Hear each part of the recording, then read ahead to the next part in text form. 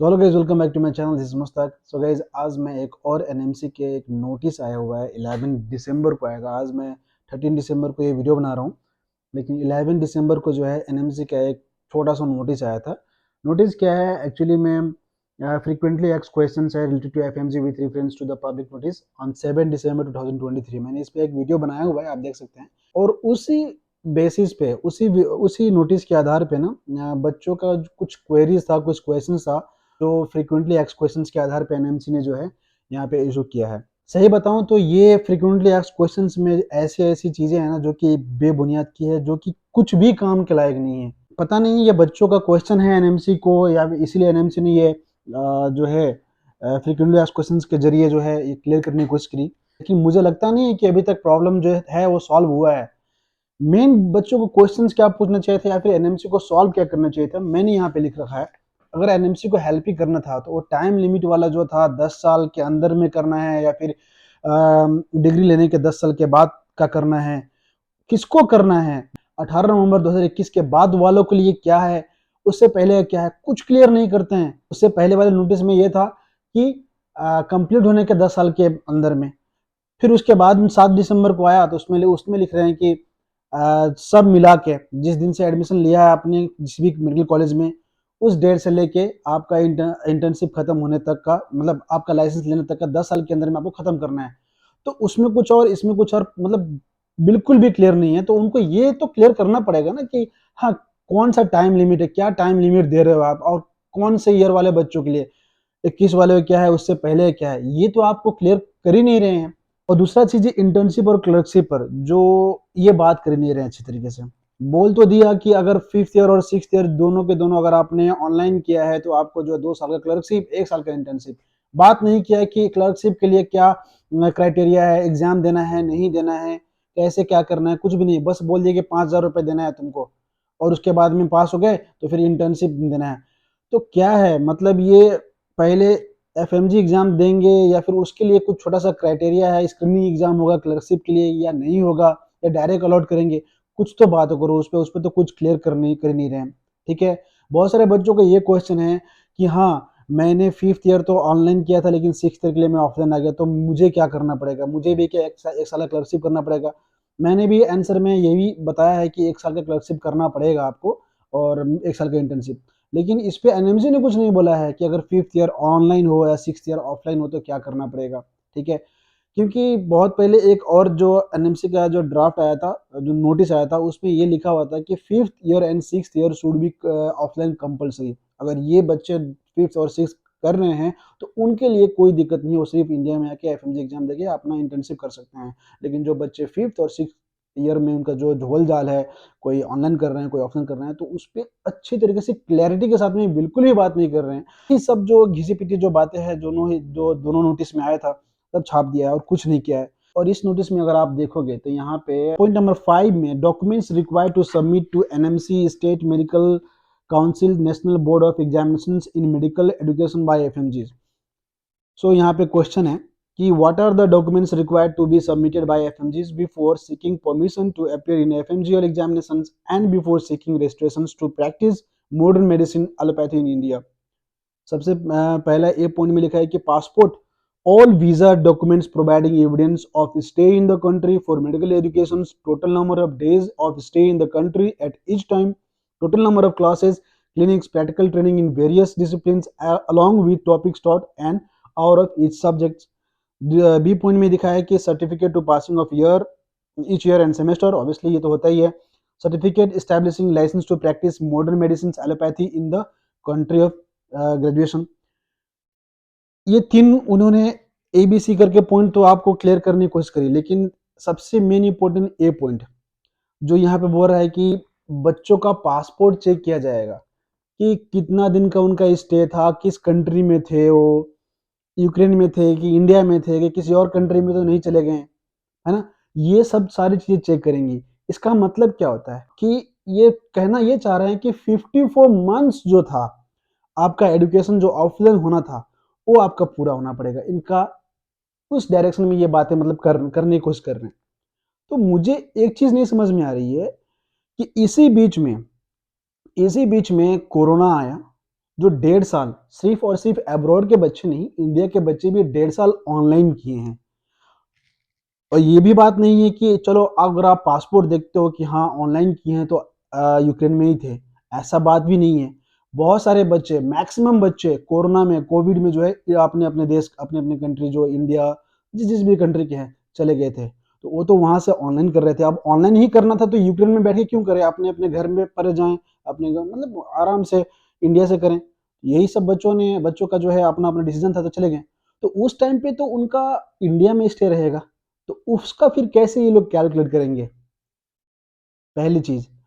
और चलो कैलकुलेट ही करना है 54 मंथ्स तक, किन के लिए, 2021 के बाद के लिए या 2021 से पहले के लिए। ऑब्वियसली 2021 से पहले वाले के लिए तो बिल्कुल नहीं होने चाहिए, वो 2002 के गैजेट में आते हैं। ना उनके लिए क्लर्कशिप या इंटर्नशिप मैंडेटरी है, ना उनके लिए ट्रांसफर नहीं ले सकते हैं, ऐसा कुछ भी नहीं लिखा है। ना उनके लिए 10 साल के अंदर में ये कंप्लीट करना है, ये भी नहीं है 2002 के गैजेट में। तो आप क्लियर नहीं कर रहे हो, जो भी आप गैजेट निकाल रहे हो, जो भी आप नोटिस निकाल रहे हो, उसमें आप क्लियर क्यों नहीं कर रहे हो कि किसके लिए है, किसके लिए नहीं है। और पता नहीं ये फालतू में मतलब ये एफएक्यूज निकालने के क्या मतलब है। और उसमें भी ये देखिए क्या लिखा हुआ है, डिस्क्लेमर में देखिए क्या लिखा हुआ है। डिस्क्लेमर मतलब समझ सकते हो आप कि आप इसके बेसिस पे, इस बुनियाद पे आप कभी भी कहीं पे भी किसी भी कोर्ट में किसी भी कंट्री में आप जो क्लेम नहीं कर सकते हो।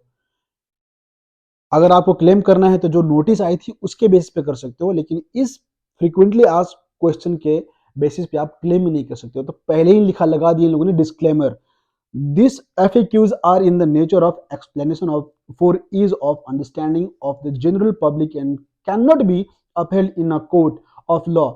Please refer to the relevant gazette notification of the legal validity.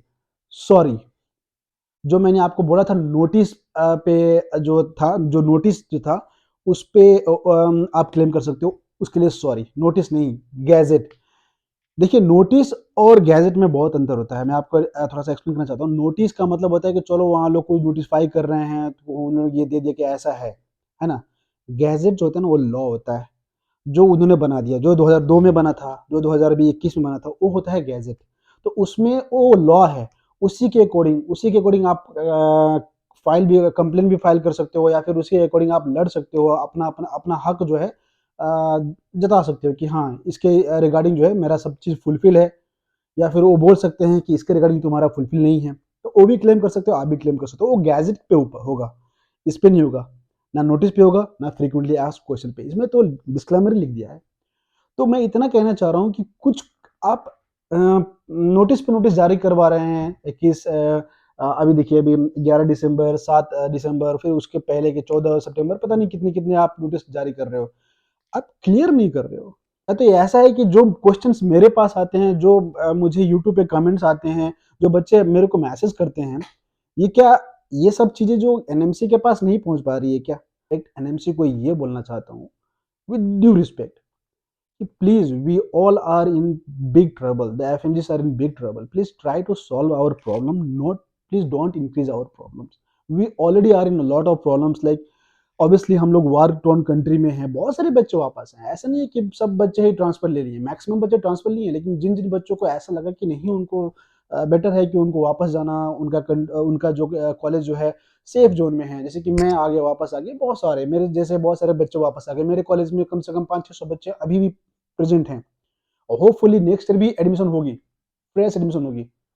तो अपना अपना डिसीजन है। तो फाइनली मैं ये बोलना चाहता हूँ कि इतनी सारे नोटिस में एक नोटिस बहुत ही काम की थी और रिलीफ भरी थी एनएमसी द्वारा, जो कि आई अप्रिशिएट दैट कि उन्होंने उन बच्चों को भी अलाउ किया जिनके गैजेट में ये था, 2021 वाले गैजेट में ये था कि वो लोग ट्रांसफर नहीं ले सकते हैं। आप जिस कंट्री में, जिस यूनिवर्सिटी में हो, आप सिर्फ वहीं से आप डिग्री पास करोगे, क्लर्कशिप या इंटर्नशिप करोगे, तो उन्होंने एक बार के लिए रिलीफ दे दिया कि आप सब ट्रांसफर ले सकते हो। ऑब्वियसली वार टोन कंट्री में कौन जाएगा, जब हमारे लिए ट्रांसफर अलाउ था क्योंकि हम लोग 2002 के गैस में आते थे, तो उनके लिए भी होना चाहिए। ऑब्वियसली वो भी तो वार टोन कंट्री से ही झेले मतलब आए हुए थे। तो ये बड़ी रिलीफ की बात थी कि एनएमसी ने ये अलाउ कर दिया कि सब ट्रांसफर ले सकते हैं। और प्लीज सच में सब ट्रांसफर ले सकते हैं, इधर उधर का वीडियो आप मत देखो, आप गैजेट, आप नोटिस पढ़ो, खुद से पढ़ो यार। आप मेडिकल स्टूडेंट हो, खुद समझदार हो, खुद से एक बार नोटिस पढ़ लो, आपको समझ में आ जाएगी ट्रांसफर वैलिड है कि नहीं वैलिड है, ठीक है। और जो भी बच्चे थोड़ा भी पैनिक कर रहे हैं कि आगे क्या, क्लर्कशिप है क्या, इंटर्नशिप का क्या, हम इंडिया में हैं, हम यहाँ पे वहाँ पे हैं, रुक जाओ। ऐसे ऐसे नोटिस बहुत आएंगे, ठीक है। आप एक काम कर सकते हो, आप आरटीआई फाइल करो। अगर आपको सच में कुछ प्रॉब्लम है, शायद पता नहीं मेरे को कितना लगता है, कुछ रुपये लगते होंगे आरटीआई फाइल करने के लिए, आप आरटीआई फाइल करो। आप अपना क्वेश्चन रखो, ऑब्वियसली एनएमसी जो है आपका जवाब देगी, आंसर देगी। तो ये आप कर सकते हो। आप अपना जो भी मुद्दा है, इस वीडियो में मुद्दे उठाए हैं, अगर आपका मुद्दा रिलेटेबल है तो आप प्लीज आप एनएमसी को आरटीआई फाइल करो, ठीक है। आरटीआई लगाओ, देखो जवाब आएगा। बहुत सारे बच्चों का फीड 4 मंथ्स नहीं हो पाएगा। मैं यूक्रेन के बच्चे के बारे में नहीं बात कर रहा हूँ, जो बच्चे कोविड में चाइना से, बेलारूस से, रशिया से, चाहे किसी भी कंट्री से, उज्बेकिस्तान से वापस इंडिया गए थे, उनका भी नहीं हो पाएगा 54 मंथ्स। तो ये 54 मंथ्स अगर लगाना ही है तो 2021 के बाद वालों के लिए लगेगा, ठीक है। उससे पहले तो ऑब्वियसली नहीं लगेगा, क्योंकि वो गैजेट में नहीं आते हैं, दोबारा गैजेट में आते हैं। क्योंकि मेरे पास ये भी क्वेश्चन आई थी कि 54 मंथ से क्या चक्कर है, मैंने इतना बोल के हटा दिया था कि अभी इसके बारे में कोई पुख्ता प्रूफ नहीं है कि ये सच है, ये लागू होगा कि नहीं लागू होगा। बस आपका अभी इतना आया है कि वॉर या फिर कोरोना में जो भी हालात हुए थे, ये गोली मारो, लेकिन अगर आपको जो है पेनल्टीमेट और अल्टीमेट ईयर, ये 2 साल जो है ऑफलाइन होना ही पड़ेगा। तो ये सबसे इम्पोर्टेंट चीज़ थे। तो इसी रिगार्डिंग मैंने बहुत सारे बच्चों का क्वेश्चंस का ये जवाब भी मैंने ऐसे ही दिया है कि हाँ 2 साल तो ये फाइनल 2 इयर्स जो है ऑफलाइन होना ही पड़ेगा, ये ऑनलाइन होने से कोई फ़ायदा नहीं है।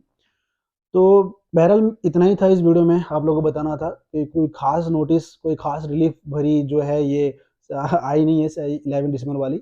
लेकिन हाँ आएगी, ज़रूर आएगी। आपका क्लर्कशिप के बारे में भी आएगी, इंटर्नशिप के बारे में भी आएगी, कुछ ना कुछ नोटिस ज़रूर आएगी। एग्ज़ाम देना है, नहीं देना है, स्क्रीनिंग टेस्ट होगा, होगा नहीं होगा, कैसे आपको अलॉट होंगे, ये सारी बातें होंगी। और ऑब्वियसली जैसे नोटिस आएगा मैं ज़रूर वीडियो बनाऊंगा उस पर भी, और बनाते रहा हूँ। सो ऑब्वियसली अगर किसी का डाउट क्लियर हुआ हो तो प्लीज़ वीडियो को लाइक करो, शेयर करो और सब्सक्राइब करो। Thank you so much guys.